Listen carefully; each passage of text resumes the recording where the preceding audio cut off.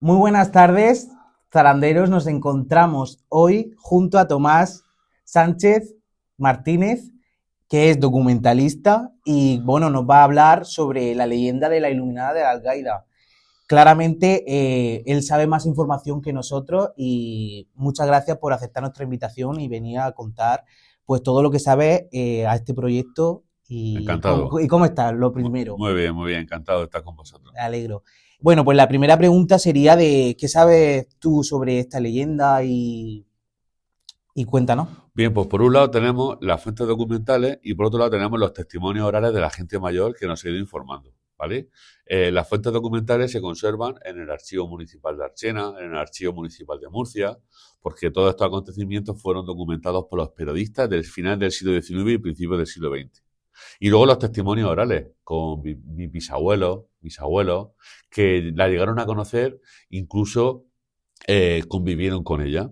Y claro, esta señora Francisca Guillén es una mujer que nace al final del siglo XIX y ya a los veintipocos años podemos decir que la estaba liando, ¿eh? Ya empezaba a tener mucha gente en su casa, en su puerta, porque iba prediciendo cosas, iba haciendo sanaciones y claro, fue una persona muy popular a los poquitos años, a los veintipocos años. Súper interesante. Y la segunda pregunta sería ¿qué aspectos sobrenaturales destacarías en este suceso y según lo que está documentado? Bueno, contaba muchísimas cosas. Algunas se documentaron, otras pasaron por tradición oral. Por ejemplo, que no se diferenciarían hombres de mujeres en el Ujú. futuro, que se vestiría de otra forma, que ocurrirían guerras. Al poco tiempo vino la guerra civil, por ejemplo. Claro. Que iba a haber aspectos meteorológicos disparatados, que han existido toda la vida, pero en el siglo XX hemos tenido bastante, incluso a principios del siglo XXI también hemos tenido una dana, hemos Ujú. tenido, a finales del siglo XX tuvimos varias riadas súper importantes, en los años 40 también hubieron riadas súper importantes, varios terremotos hemos tenido en el siglo XX, por lo tanto, todo ese tipo de cosas que ella iba diciendo han ido ocurriendo con el paso del tiempo. Por lo tanto, superstición, casualidad, pero al final han ido ocurriendo muchas de esas cosas que esta mujer iba contando. Claro, también hay que destacar que provenía de una familia que era analfabeta. Era una familia muy sencilla, muy humilde, vivían en un sitio súper concreto que creo que se llamaba Churra, que pasa una acequia, una noria por Ujú. allí cerca, y claro, era gente súper sencilla, súper humilde, y esta mujer ya al poco tiempo pues iba contando cosas que el propio padre se quedaba un poco flipado diciendo esta cría. Lo curioso es lo siguiente, que la prensa cuenta que en la puerta de su casa iban cientos y cientos de personas. Algo tendría, era como un imán, ¿no? Claro. Algo tendría para tener a tanta gente en su puerta. ¿Cómo fue el impacto en esa sociedad y de lo que se ha documentado acerca de las predicaciones de Francisca? El impacto fue muy potente porque hay noticias que dicen, no sé, 1000, 2000 personas se iban arremolinando en torno a su casa. Un sitio por ahí súper perdido de la Alguera, muy pobretico, muy sencillo. Y ver a tanta gente venir de Archena, del Orquí, de todos los pueblos de alrededor. Fue una persona súper conocida en ese aspecto. Incluso la repercusión llegó a la prensa nacional. Cuando algo salta a la prensa nacional es porque es potente la cosa, ¿no? Sí. Entonces vinieron de diversos medios de comunicación, tanto a hacer fotografía como a hacer crónica y se quedaron flipados de ver lo que estaba ocurriendo en esa casa tan humilde. Y encima de personas que trabajan en una profesión que tienen que decir la verdad. Eso es, Y es eso lo es. más impactante Y, de ver y, como un y, periodista en una crónica viera cruces en el suelo, cómo se estaban formando y era impactante para él. y claro, que un periodista de fuera venga, Claro. el viaje, los gastos que eso supone, el director de ese medio dijo, pues lo veo interesante, y vete para allá, cubre el evento y tal. Y claro, y luego todo lo que iba ocurriendo, dicen que cuando se ponía a hablar se Claro, transformaba. ahora la gente se preguntará, pero ¿de dónde viene todo, vamos a decirlo, esos poderes o ese don? Pues la mujer que se llama Francisca un día fue a buscar comida por la huerta, unos espárragos, y se encontró en justamente la ubicación, la Torre Junco, se le apareció la Virgen María y el Señor para que predicara la palabra del Señor. Y a partir de ahí, pues como ha dicho Tomás, de la gente empezó a notar una transformación en ella de una estamos hablando de una persona que era analfabeta sí, y que con el paso del tiempo, en plan, desde ese momento que dijo que se le apareció la Virgen María y el sí, Señor, sí, pasó a ser una persona súper culta. sí. Claro, ahora la siguiente pregunta sería, ¿cómo interpretó, según la documentación que hay de este caso, cómo interpretó la Iglesia y las autoridades locales, tanto de Archena como de la región de Murcia, que Francisca sea predicadora? ¿Crees que se sobrepasaron con ella? Yo creo, no sé si lo habéis podido consultar, pero yo creo que lo poco que he leído de este tema, creo que no le sentó muy bien a la Iglesia este tema de que una mujer, de que no tenía estudios, no estaba arreglada, entre comillas, no estaba bajo ninguna vocación ni nada, hiciera este tipo de cosas paranormales. Uh-huh. De hecho, al poco tiempo de esas noticias, creo que ya estamos hablando de principios del siglo XX, muy principios, se desencadena la muerte de su hermano, entra en el manicomio y su vida fue poco a poco a menos hasta que ya unos dicen que fue suicidio, otros asesinato, otros que se tiró a la acequia. El misterio de todo esto es que cuando termina su vida, después de este aspecto negativo que estamos hablando de que Uh-huh.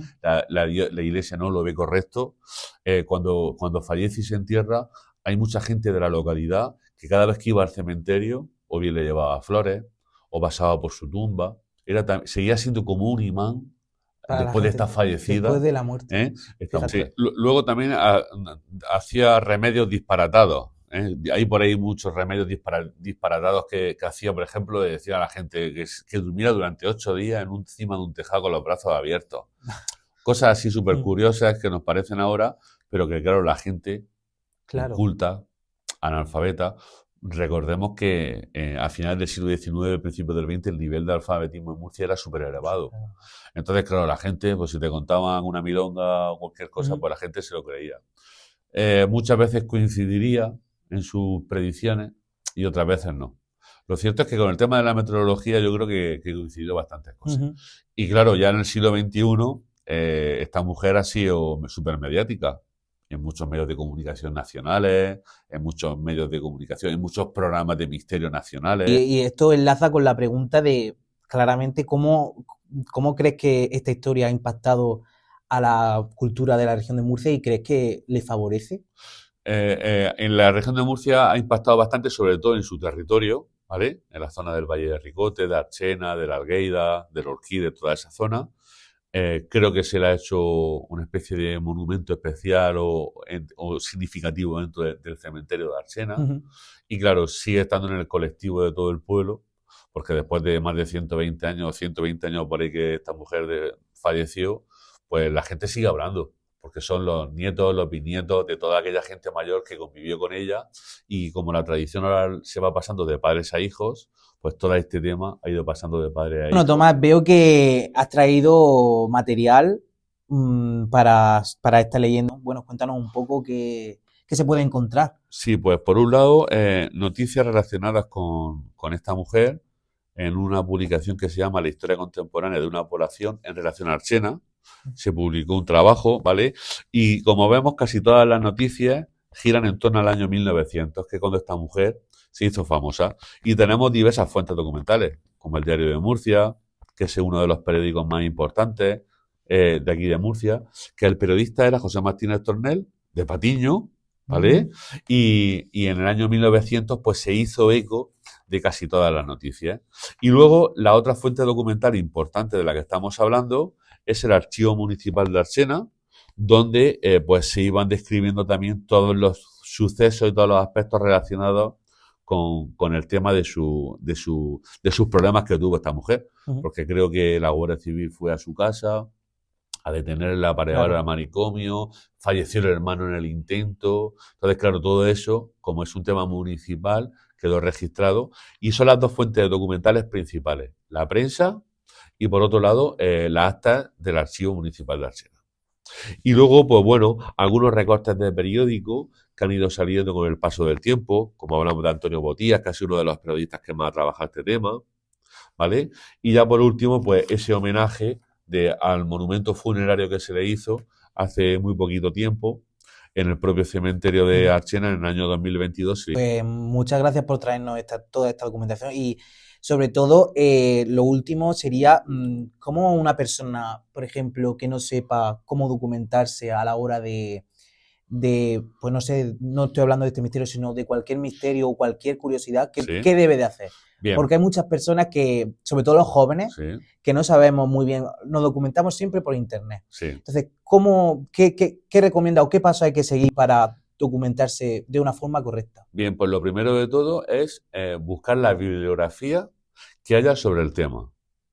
Luego, por otro lado, si es un tema local, por ejemplo, vamos a inventarnos que es de una pedanía de Murcia, por ejemplo, me lo voy a inventar, Patiño o Rincón de Seca, pues uno se va a esa localidad para ver si puede hablar con la gente mayor. Eso es lo que se llama testimonios orales de la gente mayor. Y por otro lado, ir al archivo municipal de Murcia o al archivo de la catedral, donde ahí se custodia la prensa, sobre todo en el archivo municipal. ¿Para qué? Pues si, por ejemplo, el acto o la leyenda es del siglo XVIII, pues irse a intentar ver si hay prensa del siglo XVIII, de finales del siglo XVIII, o ver si hay bibliografía y especializada, o algún grabado, ¿vale? Por lo tanto, tenemos esas tres patas: la prensa, la bibliografía y los testimonios orales. ¿Tú conoces algún otro suceso o leyenda que sea documentado por profesionales como documentalistas o periodistas? La verdad es que no tengo conocimiento de eso, pero sé que hay muchos investigadores que han trabajado en las leyendas de Moratalla y supersticiones. Periodistas como Antonio Botías en Murcia también ha trabajado el tema de las leyendas. Entonces sería cuestión de consultarlo. Y tras investigar este suceso, ¿qué reflexión saca y le diría a nuestra audiencia sobre este misterio? Bueno, Tu reflexión propia. pues una persona sencilla, humilde, de un pequeño pueblo, súper abandonado del Valle de Ricote, dentro de un mismo pueblo, un sitio más pequeño todavía donde vivía, pues una mujer que casi no tenía conocimiento ninguno fue capaz de atraer a muchísima gente a la puerta de su casa, pues a lo mejor buscando algún aliento, buscando algún remedio a sus problemas que tendrían en su casa, de economía, de pobreza, de muchos problemas que la gente tenía en el pasado, aunque no lo creamos, y que iban buscando algún remedio y esta mujer pues se lo pudo dar. La última pregunta sería: ¿qué curiosidad, misterio, leyenda te gustaría que en nuestro proyecto hablásemos?